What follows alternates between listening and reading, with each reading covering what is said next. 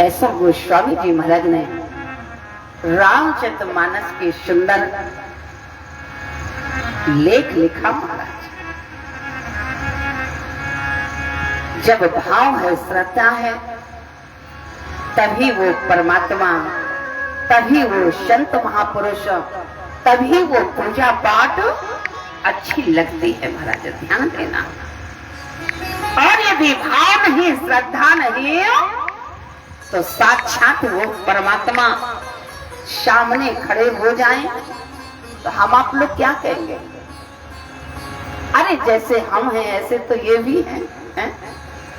कितने त्यागी तपस्वी संत हो, यदि श्रद्धा नहीं, भाव नहीं, तो बेचारे यही करेंगे कि अरे ये मात्र कपड़े पहने हैं हमारे जैसे, तो ये भी है।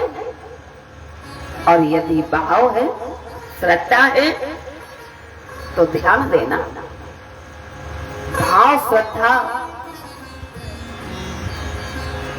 जब संत महापुरुषों की शरण में जाते हैं तो अपने आप आ जाते हैं, बुलाना नहीं पड़ता। जब गुरुजनों की शरण में आ जाते हैं तो अपने आप अंदर से भाव श्रद्धा जागने लग जाता है। महाराज हमारे वेद शास्त्र में गुरु को ब्रह्म के समकक्ष ही दर्शित किया गया है। श्री गुरु को त्रिदेव का स्वरूप बताया गया। गुरु ब्रह्मा, गुरु विष्णु, गुरुदेव महेश्वरा, गुरु साक्षात परब्रह्म तस्मै श्री गुरुवे नमः। हमारे अन्य विद्वानों ने गुरु और भगवान को एक साथ खड़े होकर के यही तो कहा कि गुरु गोविंद दोनों खड़े, काके लागो पाए बलिहारी, गुरु आपने गोविंद दियो बताए। पहले किनको प्रणाम करें? पहले भगवान को प्रणाम करें या गुरुदेव भगवान को प्रणाम करें? हैं? बड़ा कौन है? क्योंकि पहले हम आप लोग बड़े को प्रणाम करते हैं ना।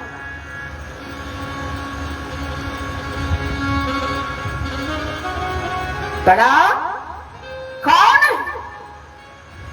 कहते हैं धन्य है वो सतगुरुदेव जिन्होंने गोविंद की पहचान करवा दी। भाई गुरु नहीं होते तो हमको कैसे पता चलता कि परमात्मा है कौन? तो धन्य है गुरुदेव भगवान जिन्होंने गोविंद की पहचान करवा दी। क्योंकि गो शब्द का अर्थ है अंधकार और रू शब्द का अर्थ है प्रकाश। अर्थात अंधकार से प्रकाश की ओर ले जाने वाले गुरुजन ही हैं। अज्ञान से ज्ञान की ओर ले जाने वाले गुरुजन ही हैं। जीव हृदय तम मोह विषय की, तम को नष्ट करने के लिए संसार के पर्वत शिखरों पर अग्नि प्रज्वलित कर दी जाए और खौदस कला धारण कर प्रकाशित हो, फिर भी जगत का अंधकार नष्ट नहीं किया जा सकता। राकापति खोडस ओये तारा गण समुदाय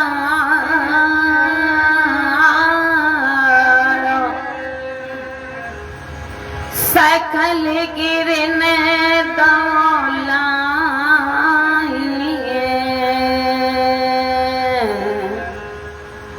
बिन रवि रात न जायो। केवल सूर्य के प्रकाश से ही लोक का तम समाप्त होता है। उसी प्रकार अज्ञान रूपी तम को नष्ट करने के लिए गुरु वचन रूपी सूर्य किरण की आवश्यकता होती है। गोस्वामी जी महाराज ने लिखा कि बंदव गुरु पदे पदमो परागा, बंदव गुरु पदे पदमो परागा, गुरुजी सुभाषो सर्व अनुराग, बंदव गुरु पदे पदमो परागा।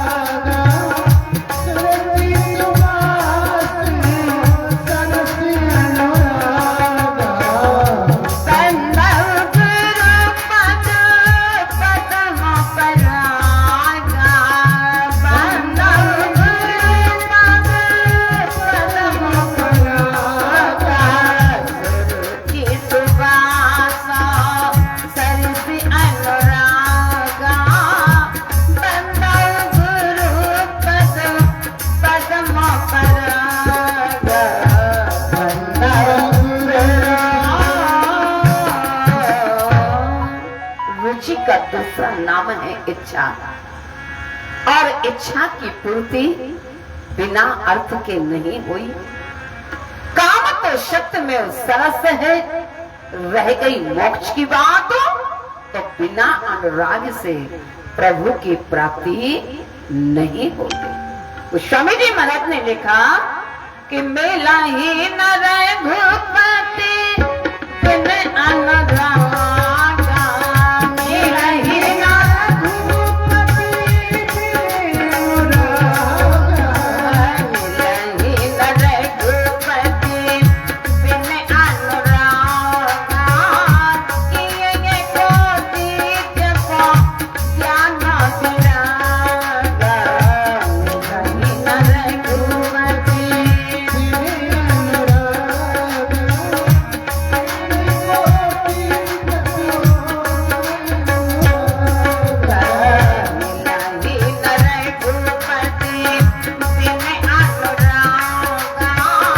किए को दीज को ज्ञान विराग, मेला ही न रघुपति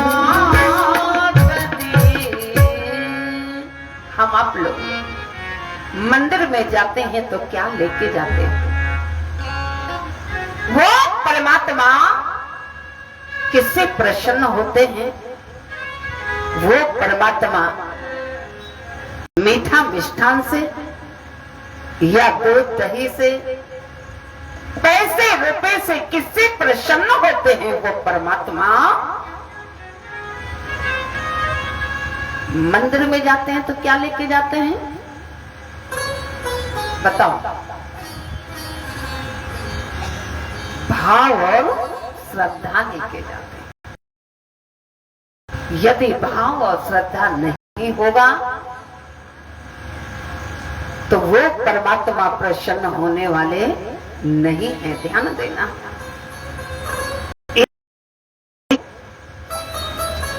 भाव और श्रद्धा लेकर के जब जाते हैं ना, आज मैया बड़ी गदगद हुई, प्रसन्न हुई कि पंडित जी महाराज मेरे मायके से आए हैं। क्योंकि जब मायके से, बिहार से कोई आता है तो जरूरी नहीं है कोई परिवार का आया हो, किसी भी कोई हो, लेकिन बड़ी प्रसन्नता महाराज 2 बजे रात में भी आ जाएंगे ना, जहां ठंडियों का समय हो, माताएं उठ करके तुरंत जलपान कराती, तुरंत पूछेंगे भैया भोजन बने? अरे राम सीता ही राम, रात ही में ठंड का समय और छोटे छोटे बच्चे, अब मैं 11 बजे 12 बजे रात में भोजन करो, भोजन बनाओ, जाओ जाकर के होटल में खिला दो। और यदि मैके से कोई आ जाए तब तो सीता ही क्या करूं? लेकिन स्वयं पाकी माने स्वयं भोजन बना करके अपने हाथ से पाते थे, किसी के हाथ का प्रसाद बनाया हुआ नहीं पाते थे। अब मैया ने विचार किया क्या करूं? ऐसा करूं राशन दे देती हूँ। राशन माने साध बनाए, बना करके पाएंगे, बढ़िया सुंदर राशन दे दिया। और महाराज पंडित जी महाराज ने सुंदर टिक्कड़ ठोके, टिक्कड़ बनाए और फिर यहाँ आलू का भरता बनाया, चोखा, सुंदर थाली लगाई, प्रसाद पाने लग गए। अब पंडित जी के मन में तो ये भाव था नहीं कि साक्षात परमात्मा प्रसाद पाने आ रहे हैं। पंडित जी महाराज ने बड़े जोर के साथ में आवाज लगाई, ए यशोदा देखना तेरे लाला ने मेरी थाली छू ली, तेरे लाला ने मेरा भोजन जूठा कर दिया, अब ये थाली ले जा, मैं भोजन नहीं करूंगा। मैया दौड़ी दौड़ी आई। मैया ने कहा पंडित जी अभी मैं देख करके आई हूं कि लाला तो आंगन में खेल रहे हो, लाला आंगन में खेल रहे तो पंडित जी महाराज कहने लगे नहीं नहीं अब ये थाली वापस ले जा, मैं भोजन नहीं करूंगा, मैं जा रहा हूं। अब मैया को कष्ट हुआ। मैया कहने लगी पंडित जी अपने घर से कोई भूखा ब्राह्मण कोई संत महापुरुष वापस जाए ये गृहस्थ धर्म की सीमा। पंडित जी एक बार का समय और दे दें। पंडित जी महाराज कहने लगे नहीं नहीं अब मैं जा रहा हूं। मैया के आंखों में आंसू आ गए। पंडित जी महाराज को दया आ गई। पंडित जी महाराज ने विचार किया मेरे गांव की बेटी है और यदि मैंने प्रसाद नहीं पाया तो मैया दुखी होगी। चलो कोई बात नहीं, बना लेता हूं, एक बार फिर से बना लेता हूं। अब मैया ने फिर राशन दिया, खूब बढ़िया राशन फिर से दिया महाराज। अब पंडित जी महाराज ने फिर टिक्कर ठोके, फिर चोखा बनाया, बढ़िया सुंदर घी लगाया, विचार किया भोग लगा दो।